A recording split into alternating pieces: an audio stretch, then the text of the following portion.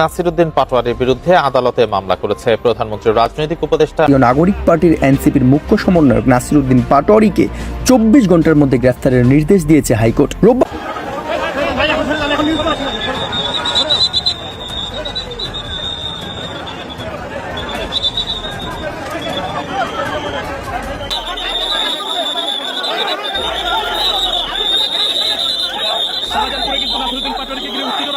তারেক রহমান ফজু পাগলা নামে এক গজব কিশোরগঞ্জ বাসীর উপরে চাপায়া দিচ্ছে। আমরা পেয়েছি কতগুলো উল্লুক ছাত্র দল। তুমি কোন গোনার টাইম নাই।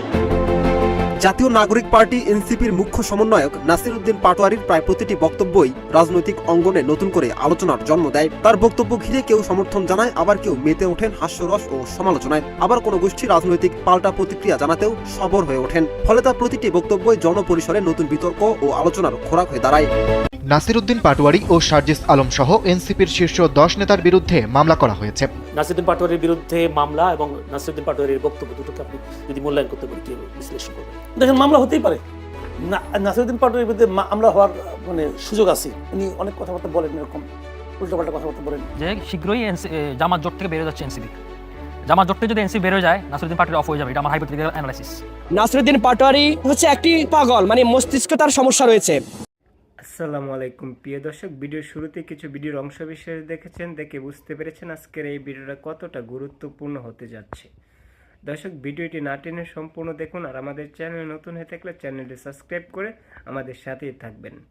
দর্শক, চলুন ভিডিওগুলো দেখে আসি। তারেক রহমান ফজু পাগলা নামে এক গজব কিশোরগঞ্জ বাসীর উপরে চাপায়া দিচ্ছে। আমরা পেয়েছি কতগুলো উল্লুক ছাত্র দল। তুমি কোন গোনার টাইম নাই। জাতীয় নাগরিক পার্টি এনসিপির মুখ্য সমন্বয়ক নাসিরউদ্দিন পাটোয়ারির প্রায় প্রতিটি বক্তব্যই রাজনৈতিক অঙ্গনে নতুন করে আলোচনার জন্ম দেয়। তার বক্তব্য ঘিরে কেউ সমর্থন জানায়, আবার কেউ মেতে ওঠেন হাস্যরস ও সমালোচনায়, আবার কোনো গোষ্ঠী রাজনৈতিক পাল্টা প্রতিক্রিয়া জানাতেও সবর হয়ে ওঠেন। ফলে তার প্রতিটি বক্তব্যই জনপরিসরে নতুন বিতর্ক ও আলোচনার খোরাক হয়ে দাঁড়ায়। সম্প্রতি এনসিপির জুলাই পদযাত্রাতে দলের শীর্ষ নেতাদের উপর কয়েক দফায় হামলার ঘটনা ঘটেছে। প্রতিটি হামলায় বিএনপি, যুবদল, ছাত্রদলের দিকে অভিযোগ দলটির। তবে হামলার নেপথ্যে কি কারণ রয়েছে, এ নিয়েও মুখ খুলেছে বিএনপির সাথে সংশ্লিষ্ট নেতারা। দেশ জুড়ে যে কোনো কেনাকাটায় 10,000 টাকার বেশি অফার, তাই পেমেন্ট মানেই বিকাশ। তাদের দাবি, এনসিপি নেতা নাসিরউদ্দিন পাটোয়ারি শুধু সমালোচনাতেই সীমাবদ্ধ থাকেন না, প্রায় তিনি উস্কানিমূলক বক্তব্য দেন। এছাড়া বিএনপির শীর্ষ নেতাদের নিয়েও তার বিভিন্ন মন্তব্য রাজনৈতিক অঙ্গনে বিতর্ক ও আলোচনার সৃষ্টি করে। তার বক্তব্য নেতাকর্মীদের মধ্যে ক্ষোভের জন্ম দেয়। প্রধানমন্ত্রী তারেক রহমানের রাজনৈতিক উপদেষ্টা রাশেদ খান তো বলেই দিলেন, পাটোয়ারিকে ছাড়া কোথাও গেলে এনসিপিকে সহযোগিতা করবে বিএনপি। নাসিরউদ্দিন পাটোয়ারিকে বাদ রেখে আপনারা যান, বিএনপির পক্ষ থেকে আমরা প্রত্যেকটা জায়গায় আপনাদেরকে সহযোগিতা করব। এখানেই প্রশ্ন উঠে আসে, এনসিপির কর্মসূচিতে হামলা কি শুধু নাসিরউদ্দিন পাটোয়ারির বক্তব্যকেই কেন্দ্র করে? এই যে খোকাপুত্র জমিদার, এই যে কি যেন ওনার নাম, ইশরাক, বেয়াদব একটা ইশরাক। মির্জা ফখরুল রাষ্ট্রপতি কেন? বাংলাদেশে যে মন্ত্রণালয় আছে সেই মন্ত্রণালয়ের যোগ্যতা রাখেন না উনি। তবে গত বৃহস্পতিবার সিলেটের গোলাপগঞ্জে এনসিপির গাড়ি বহরে হামলার ঘটনার পর নাসিরউদ্দিন পাটোয়ারি বলেন, তার বক্তব্য নিয়ে যখন এত সমস্যা, এখন থেকে তিনি আর কোনো কথা বলবেন না। আমি আজকে থেকে আর কোনো কথা বলবো না, চুপ থাকবো। তবে এখানে একটি প্রশ্ন উঠে আসে, সরকার বা ক্ষমতাসীন পক্ষের সমালোচনা থেকে কতদিন নিজেকে বিরত রাখতে পারবেন নাসিরউদ্দিন পাটোয়ারি?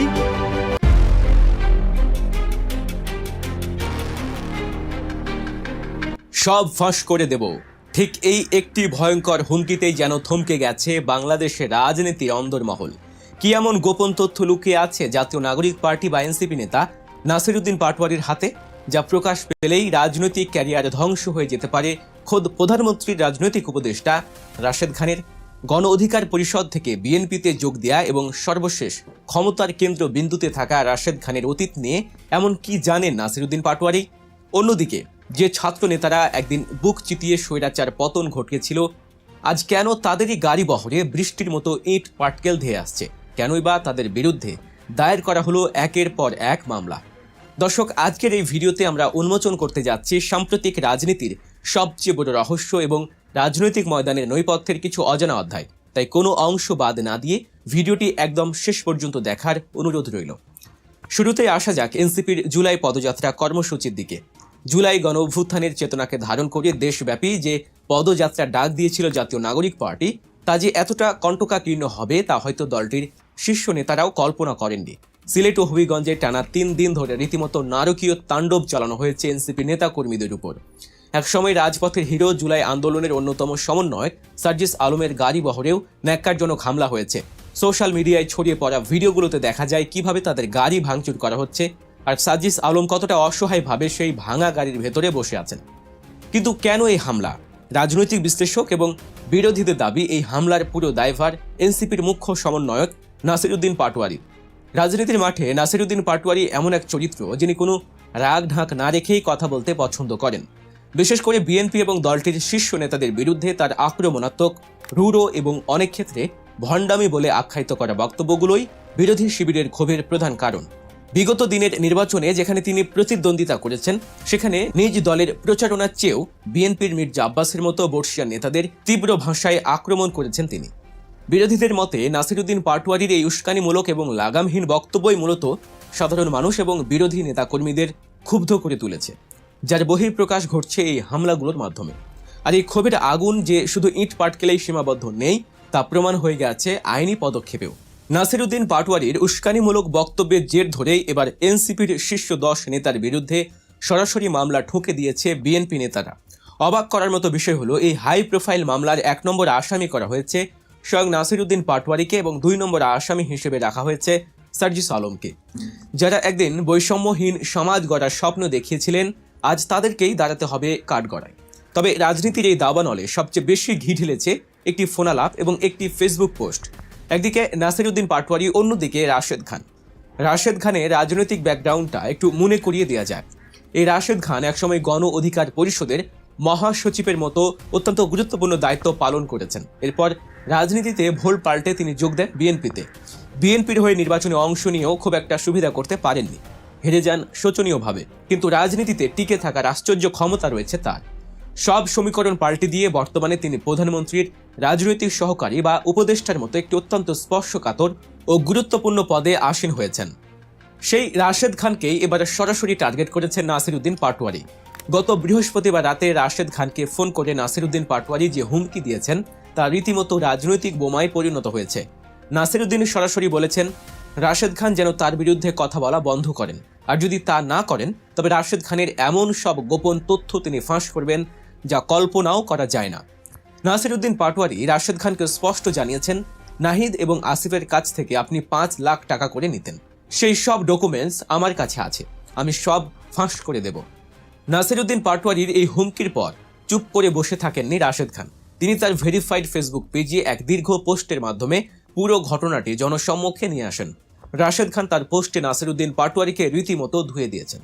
রাশেদ দাবি করেছেন নাসিরউদ্দিন পাটোয়ারির মানসিক সমস্যা রয়েছে। শুধু তাই নয়, রাশেদ খান পাল্টা অভিযোগ তুলে বলেছেন নাসিরউদ্দিন পাটোয়ারি নাকি নিজেই ফ্ল্যাট কিনেছেন এবং সেই ফ্ল্যাট কেনার সমস্ত দুর্নীতি ডকুমেন্টস এনসিপির ভেতরেই সংরক্ষিত আছে।